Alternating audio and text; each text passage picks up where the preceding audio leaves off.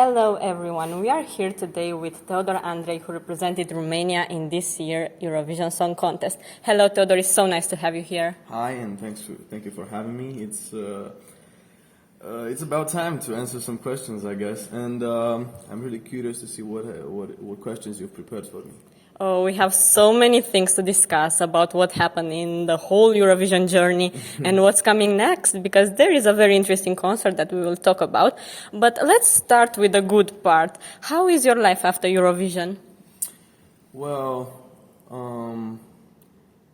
I can't say many things have changed, but I guess some things happen, and I'm still kind of trying to get used to them. Because, I was yesterday in a shop in the middle of Bucharest, and then three guys that wouldn't speak Romanian, so they were from outside of Romania, would come to me and go like, "Oh, you're the guy from Eurovision. Can we take a photo?" And I was, "Oh yeah, okay, let's do it." And it was really, really fun. And I guess the best part of this whole experience that I've had is that I've built sort of a fan base outside of Romania, and people still follow my music and my activity, even though the music I'm releasing this period is still music only in Romanian. And I had a surprise when I released my latest music video, the one from the song Artist, which was completely in Romanian. The texts that were written in the video were also in Romanian, and people from I don't know, the US and UK and from all around the world would react to that more than the Romanians would do, and that's not a bad part for the Romanian community. Don't get me wrong, but it's really fun watching people from outside of Romania trying to understand the message of a song and looking up for the translation of the lyrics and getting to know the concept behind the music video. And I've just recently decided with my team and my producers, The Watcher and Strud, to start producing a record fully in English for the international fan base. And it's not going to be fully in English. We're going to have a Spanish song and a French song and maybe an Italian song as well. But I really, really do want to keep it fully original, so it won't be any covers on a international album or something like that. It would make it a little bit cringy in a way. So good things are coming out, and I have my next album on the go. My next album in Romanian, which is going to explain so many things, and it's really a experience itself, because it has like 3 chapters. So the album is called Echilibru, which is equilibrium in English, and it starts with the first chapter, and you get like half of the album. Then it's like sort of an interlude, which is a letter to my younger self. Oh, that's so interesting. Yes, a letter to my younger self regarding the dreams, the friends, this whole journey of finding love, and the journey of making the dreams come true, including Eurovision.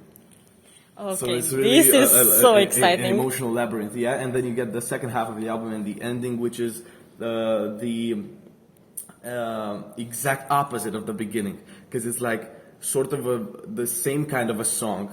There are more rapish songs in these chapter starts, chapter beginnings. And the last song really tries to explain what was wrong in the first place. We are so enthusiastic about this. So we can say that Eurovision was a big help for you to share your music with a larger audience, with a foreign audience, right? Yes, yeah. This is amazing. And can you tell us some of the best memories from Eurovision?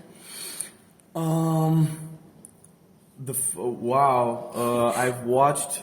So it was before the national final that there were so many YouTube channels, Romanian channels and foreigner channels, posting videos which is the best song in the Romanian national selection. And there were like their preferences and stuff like that. And I had a playlist in which I selected all of them. And I was like, okay, so if this guy says I'm last or something like that, this guy says I'm first, what do I think about their preferences? And I had like a playlist of like 100 and I don't know, more than 100 of this type of videos.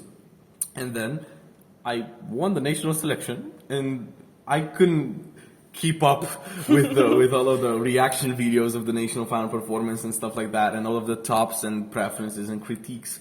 But I've seen so many of them, and most of them were pretty nice. And so that was a part of it. I was completely blown away by the fact that people told me that discovering me and my music helped them go past a darker period of their lives. And I think this is the biggest gift that a musician could ever get, like changing someone's life with a song. Yes. This is, I mean, you have 3 minutes to save someone from a really, really dark place of their life. There was this boy in my latest concert in Bucharest that was like 2 weeks ago. He came to me in backstage. He was trembling. He would go like, oh my God. Okay, well, we were in Romania, so it was in Romanian, but I'm gonna translate it so it can be easier to understand.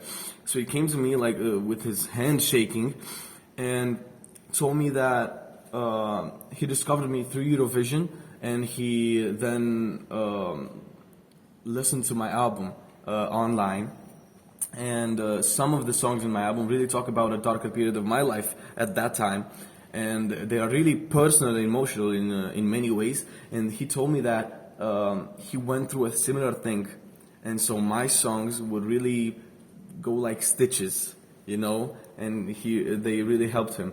And then he wanted to take a photo, and his hand was still shaking, and I was so touched by this. I mean, I've never felt something like this profound from a fan, you know.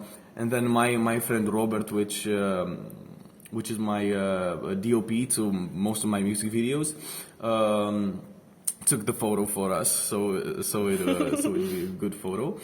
And then after the concert, he once again told me how great the concert was, how much he loves my music and my album and stuff like that. And I gave him a CD format of the album. Yeah, and he was really blown away. He was extremely enthusiastic. He started running and stuff like that and jumping all over the place. It was really cool. And I'm really glad that people all over the world started listening to my music, and the fact that this language barrier that I've tried to break is a step that I've gone past right now, because music is not really about being catchy or being commercial or being I don't know, talking about brands and superficial stuff.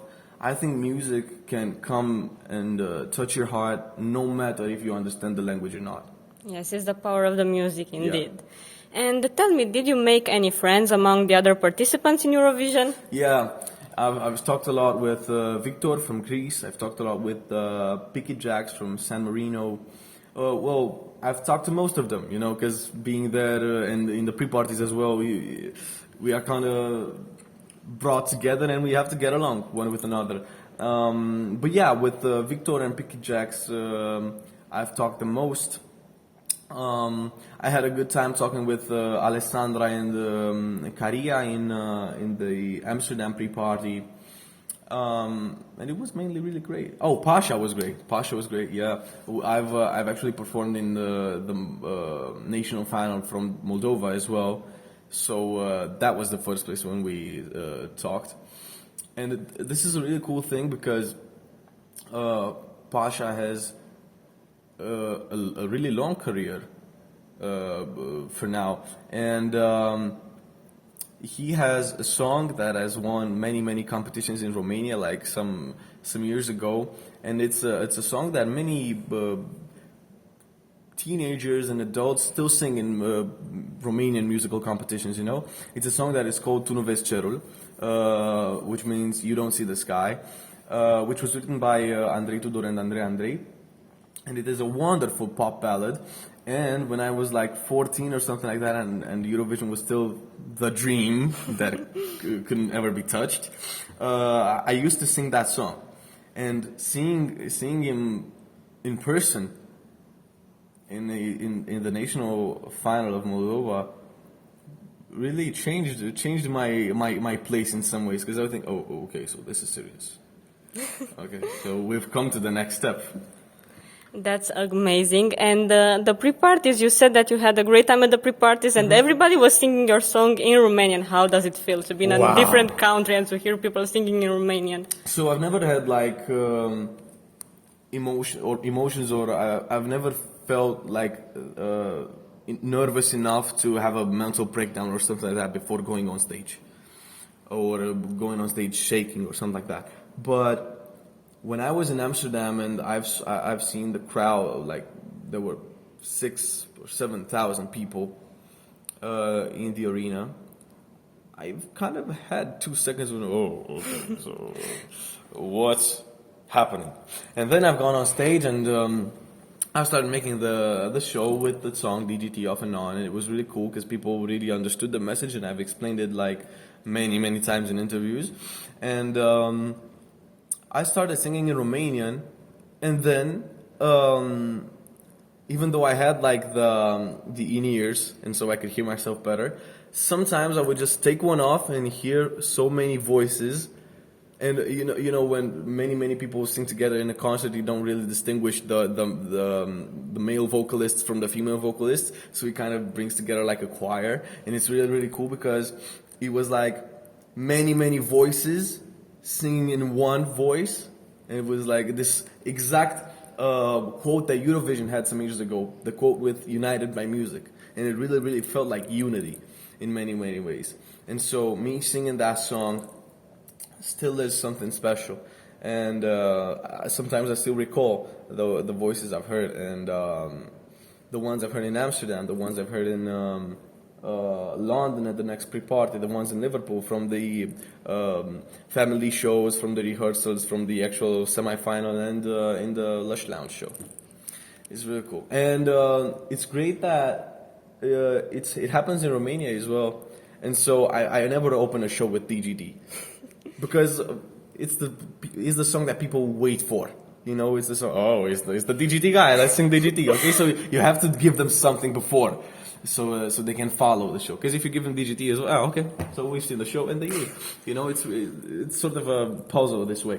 And so if I'm not singing it first, I'm singing many songs before it, and I'm it's tiring having a show and entertaining people for like hours and on end. And when I sing DGT, the first lyrics I maybe drink water, because I know that people know the lyrics, and it kind of makes me feel good listening to some other people shouting on the lyrics. I just thought they were cool. We are so happy for you that you had all this great experience and all these good things coming after Eurovision.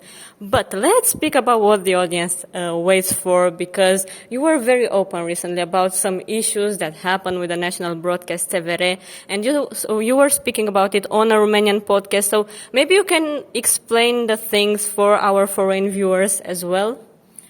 Well, yeah, sure. So, what should I start with? Okay, so this is a long run. After the national final, many reactions said that the show that I've directed for the national final, so first of all, in the national final, everyone had to build the show for themselves. So there was no help from the national television, because otherwise it would be like influenced. So everyone gave what they had at home and built what they had. And so I've directed this show from the national final. The choreography was made by Diana, the Onish hair girl, and the dancers were all my friends.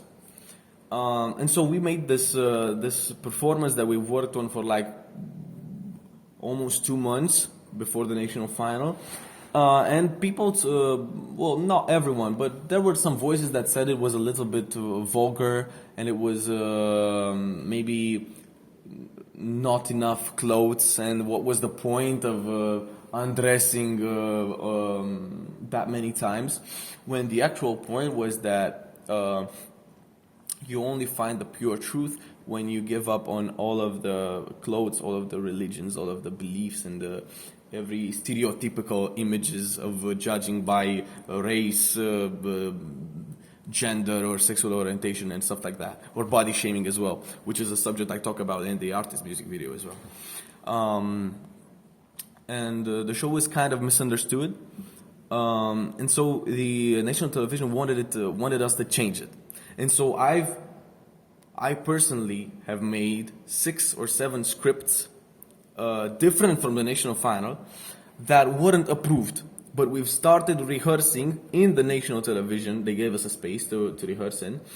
And we've prepared a specific show for like almost 2 months, which wasn't portrayed in any way in Liverpool. It was a show in which I started. So the song started with me being in a I don't know what you call it. It's like this shirt with chains. This like type of asylum shirt, you know. So it's like being restrained by the society and by this love that the song talks about.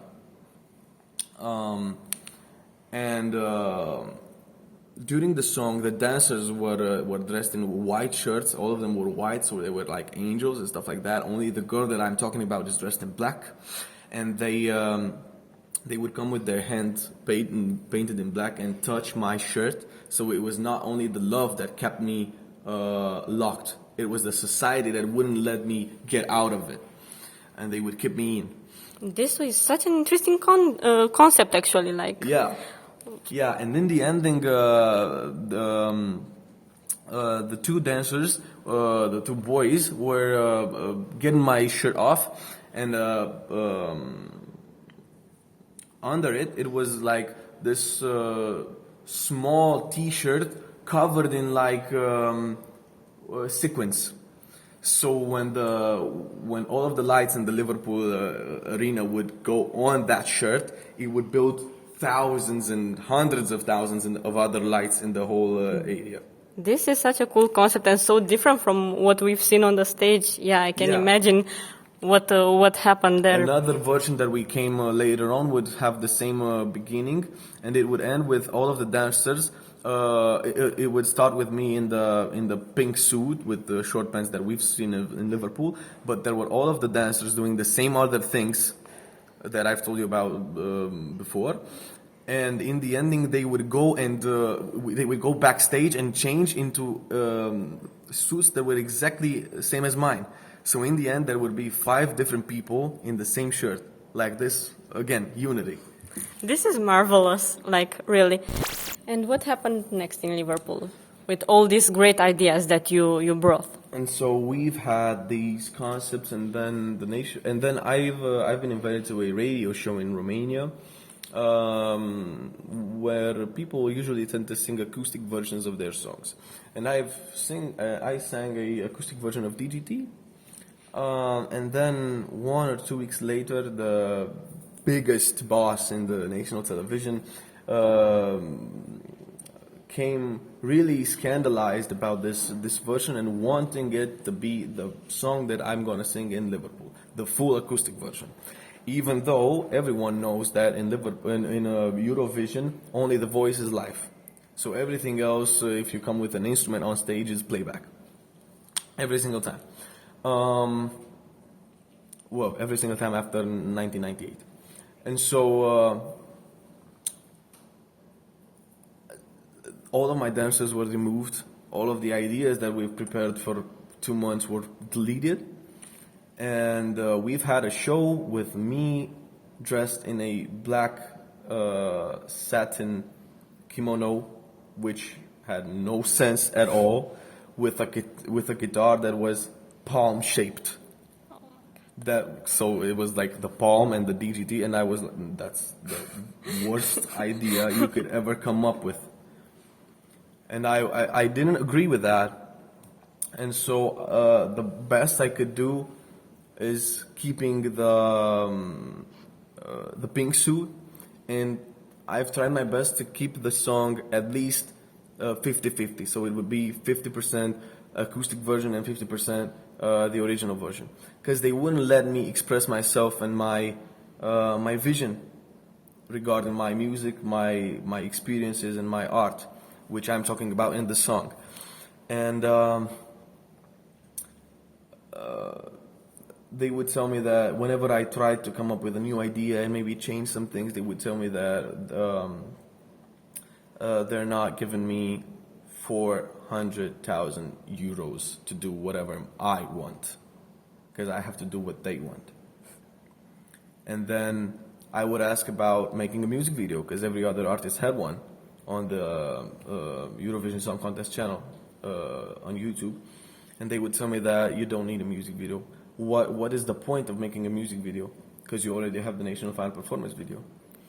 Well, a music video is the best way to promote yourself, and it is Obviously. also uploaded on the Eurovision channel. And every single year, the music video makes more views than the National Final Performance, because nobody watches live performances on YouTube. Everybody prefers the studio version. Yeah, because you want to listen to something that is the product. This is the song. This is the product. And they would try to convince me that not the song is the product. I am the product, and they have to change me however they want, and tell me not to say some things. Tell me not to take photos with my tongue out, because it would be like vulgar and it's not okay. And then I've left a music video script for a month on the desk in one of their rooms, and they wouldn't do anything with it. And the director, the artistic director from the national television, told me that you could do it. If it is good, we'll keep it. If it is not, we've never lost anything. And so I made the music video all by myself with my friends, my team. It was a self-financed project. I think it turned out really, really well. And the director told me it was just okay. He just gave me a small advice regarding the usage of the green screen I've had in the music video. And it was really cool. I was like, okay, so we're doing it. We're doing it. It's really, really cool. It's going to go on the EBU channel. Let's go. And then the delegation leader called me multiple times in a row, telling me that the music video is okay, but he tells me I'm not allowed to post it anywhere because it doesn't respect the values and the principles of EBU. Because I have like the red paint that falls off my head, and because I'm trapped in chains in the music video. When there are multiple videos with guys trapped in chains that have gone through Eurovision, and there were songs, especially in this year, a song that I really liked, the song from Germany. Yeah, with the red paint. With the red paint, yeah. That was so the song was called Blood and Glitter, and so you could think that the red paint was intended to be blood, since the song is called Blood and Glitter. Mine, I didn't really want it to be blood. I just wanted it to be paint, because you see the red paint falling off of me with the black background, and when it is the white background, you see the black palms that touch me, which is the metaphor. And so I would tell him that this is my vision and I want it to be respected. And he would just keep shouting at me and tell me that we're gonna go off to court, and he would like try to make my family give him 400,000 euros because I didn't respect his requests regarding this contract that we've had, which didn't give him any permission above my social media channels. And so he would just keep shouting on the phone and hang up before I got to answer. And that was the point where I'm okay. So this is how we're doing it. And so I was really stressed out and I was nervous that day. And then the next morning I published the music video before the national television program would start in a day. So he wouldn't do it. So he wouldn't be able to do anything. And of course it blown away. I was extremely sure it's gonna blow away.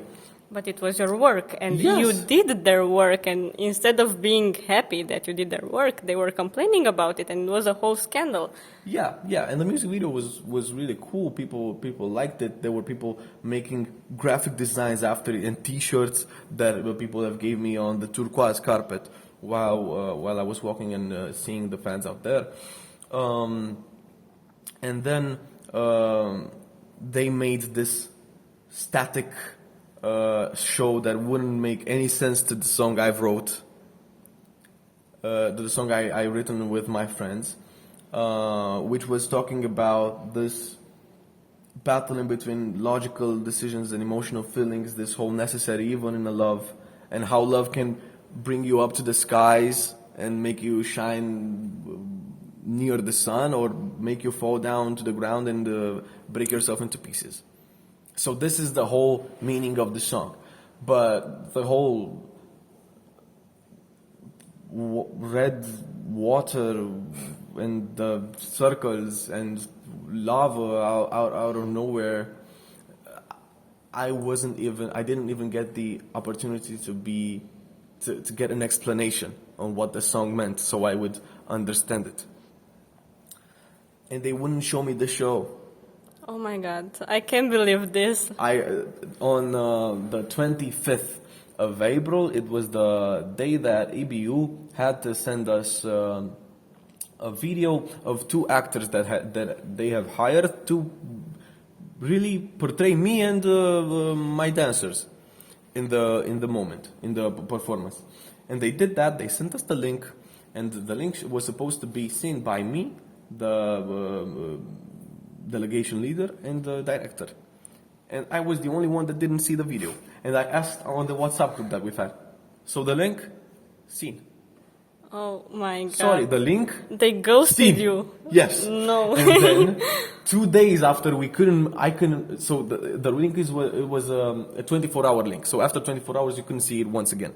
And you only had 24 hours to write your opinions on it. And go like, okay, so I don't like this camera angle here, or maybe you can drag the brightness of the red water for some reason down, so it would be like turning to burgundy and not be this neon red. And I didn't even get to express my feelings about it. I was shown this performance, this video that they have sent us on a phone recording of a laptop screen. Oh my God. And they've told me that they wouldn't send me the recording itself because just as I posted the music video, I would post that performance as well. No way. This is insane. Like, it's very hard to believe, but yeah, I'm pretty sure it's the reality. So yeah, and I've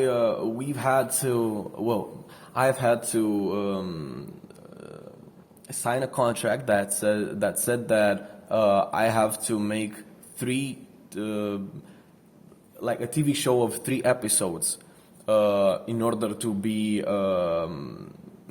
get money for Liverpool, to get money to spend on Liverpool, because otherwise I would have to go with my money from home, which was like a thing that no other delegation had, having to make a TV show in order to eat in Liverpool in the Eurovision period, because it's a whenever Eurovision takes place in a city, the prices go up to the sky, because it's like 80,000 more people than the usual in a specific city.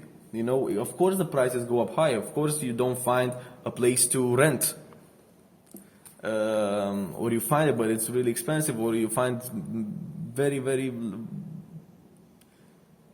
small, a very, very small amount of places to rent in that period. And so this thing went on. We've got to Liverpool. It was really okay. They would just tell me that I don't have to bother with the way the performance looks, or the way that the camera angles look, or the way that the animations are made, because you only have to sing. We are professionals. Don't fill your head with information that you are not supposed to have. And so I would just go like, okay, so this is the only way we could do this. I'm gonna make my part. And I've worked every single day to make my part. And I knew that the show was trash. And it hurt me. It was very different from the idea that you had. Yeah, and Very I've seen the first semifinal. I knew my show was trash. I knew my show was trash even before I saw the national final. The first semifinal. I knew the show was trash even before I was shown the phone recording of a laptop. Because I knew that it was me singing on a playback guitar with five portrayals of my dancer Diana with the orange hair. This is the explanation I always give. But so coming back to it, the 5 portrayals of her in red water, and then it would turn into me, huge animations of me on a lava or volcano background. But I knew it was trash. You were so professional. You did your part, and you were not complaining during Eurovision period. You were dealing with this by yourself, and yeah, knowing that the only part that really works was mine, I started thinking about how can I drag the attention from the trashy parts to my stage presence, to my singing, and how can I make people not look at everything that surrounds me. And the rehearsals were pretty okay. I didn't get to talk in the actual discussions of the camera angles and stuff like that, because they are professionals. What do I know? And then there was this Lush Lounge show, which was really cool. And what hurt the most was the fact that I knew that people had expectations, and I knew that there were people that voted me, that spent all of their votes on me. I knew there were people that got out of dark periods because of my music, and the fear of disappointing them was killing me. Yeah, but you can do this without a good delegation behind you. Yeah. So, do you think that Romania would have many better chances in the future with a different delegation, with somebody else dealing with the problem? I don't know. Or maybe with a different broadcast, who knows? Maybe a different broadcaster, maybe letting the artist do his thing and not getting into the artistic part. When you're not part of the artistic part, you should only check the prices and pay for the artistic part and stuff like that. We even got the first director that was supposed to make the national final thing with all of the performances and prepare the performance for the song that was about to go to Liverpool was originally another director, but they didn't have enough, or they didn't want to spend the amount of money that he requested from them. That's why we've got another director on 1 week before the national final. It's absolutely mind-blowing. And he's not a bad director. But he's not a bad director. He's really a kind person. But you can't be good when you're surrounded with bad. Yes. And that's the thing. That's the thing that I've learned from Star Wars, but it kind of fits in this situation as well. Absolutely. And one last question about this. Are the tensions between you and the national broadcasts solved right now, or they are still threatening you? We haven't talked after Eurovision at all, but I think that I've said many things that they wouldn't want me to say, but it's kind of my right now to speak since I've been restrained for some time, and I'm still giving shots at them, even in these chapter limiters songs in the next album that I've told you about, because it's a subject that people really need to know about. Because, see, if Eurovision was exactly what it was supposed to be when it was first released in 1965 or 1956, I don't remember this exactly. If it was supposed to be a songwriting competition as it once was, there would be no four chord progressions on loop with cliche lyrics that repeat over and over again, just wanting and desperately craving the touch of that's the catchy song. When you write a song intending to be catchy, you end up making it trash. You only make a song catchy when you repeat something that really matters to a song. If it is something that makes sense, something that drives the energy of the audience into a specific direction. And I can give you an example. The Finland song was really, really good. It was a song in Finnish, so not many people understood the exact meaning of the lyrics, but it was catchy enough for this not to matter. And it was catchy in the way that the whole cha-cha, the whole repeating of the cha-cha-cha thing was driving the audience into a specific vibe, into a specific energy. It was no four chord progression thing that we hear every single year in Eurovision.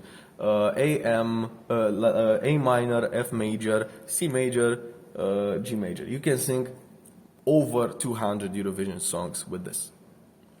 Only from the last 10 years, which is horrifying. This should not be ever happening. And I'm not saying that my song was the best, because it certainly wasn't. Maybe. I still think my song is really good, because I know what it means to me. I know what it meant to the people that voted for it and the people that really found themselves in it. But DGT was one of the fewest rock songs ever in Eurovision to be written in triplets, in 3/4 time signature. So, talking about making something different, we've made something different. Of course, that is the thing that no matter how many good things I've done with this song, with Eurovision medleys that have gotten the internet by surprise, and I've sang all of the songs, and the last part is going to come out this week before the London concert that you want to talk about. These things have lost a big part of their value, associating my name and my image with a product that wasn't mine. And everyone that doesn't really watch the interviews and every simple casual Eurovision spectator would only see that this guy, Theodor from Romania, has done something that had no sense with red water, with blue circles, and volcanoes out of nowhere. It was totally your right to speak about it, and it's good that you clarified these things, and it's good that now some other things are coming for you and some new opportunities. And you have a concert in London on 28th of July Yes. at the Water Rats. Yeah. Tell us more about it. Wow. Okay, so I think that definitely my favorite thing, apart from writing music and changing something into the people listening to it, is the live shows.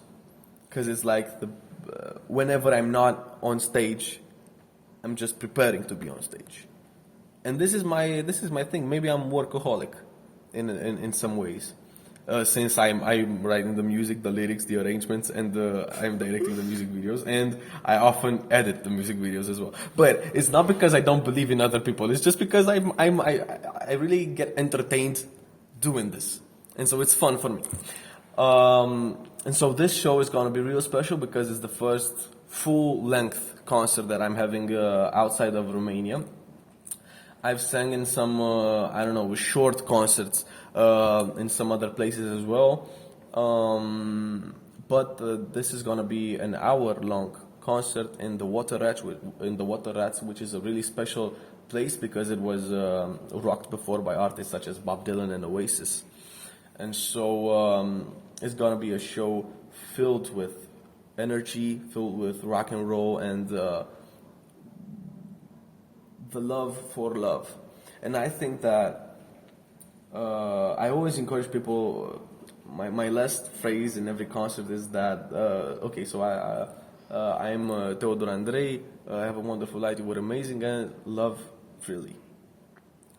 Or maybe I tell the sentences in a different order every time, but this love freely thing is always kept, and it was one of my mandatory beliefs, because I think that this right of loving should not be controlled by anybody else, and I think that no one should tell you what it is right for you to love and what is not right for you to love. And I think that love is the answer to all of the questions. And so if you want to know why you should get a ticket to my show on the 28th of July in the Water Rats in London, it's because of the love of what I've said before. Energy, rock and roll, and this emotional vibe. So it's a really, really cool mix. It's a really cool cocktail. We're going to have really cool medleys, even Eurovision medleys as well. And nice surprises from my last album, some international hits, my next album, and really, really cool surprises with dancers and ballet. It's going to be really cool. This is a really strong reason to get a ticket in London, but if you are not in London, you can still watch the concert, right? Yes, you can get your tickets to watch the show online via Discord, because the show is going to have its live stream, and and everybody who gets their ticket to watch the show online can also get a Q&A session, a live stream of a Q&A session on the day before the concert, on the 27th of July, and I would answer the questions that people write on the Discord server, especially made for this concert. It's going to be real great, yeah, and I'm really excited because singing in Romania, you mainly sing Romanian songs, and the Lush Lounge concert, the Lush Lounge mini concert, really was a great experience, even though it wasn't like a show arena, it wasn't like a concert area or something like that. But the people were really passionate about it, and so I've built this show that I really do believe in, and I'm just thinking that it's a really great opportunity to feel this whole passion that you give into music given back to you. Absolutely. And you can all find the tickets in the description of this video as well. And can you tell us some titles of the song that you're gonna sing? Of course, you will sing DGT, probably the last song. We'll have many surprises. Maybe I'll have some guests, or maybe not. There will be two bands in the opening. It's gonna be Glass Bridges and Minerva, and it's gonna be really, really cool. Those guys are amazing. And talking about the songs I'm gonna sing, we're gonna have some rock classics. We're gonna have some rock versions of modern songs. We're gonna have a few songs from my first album, Fragile.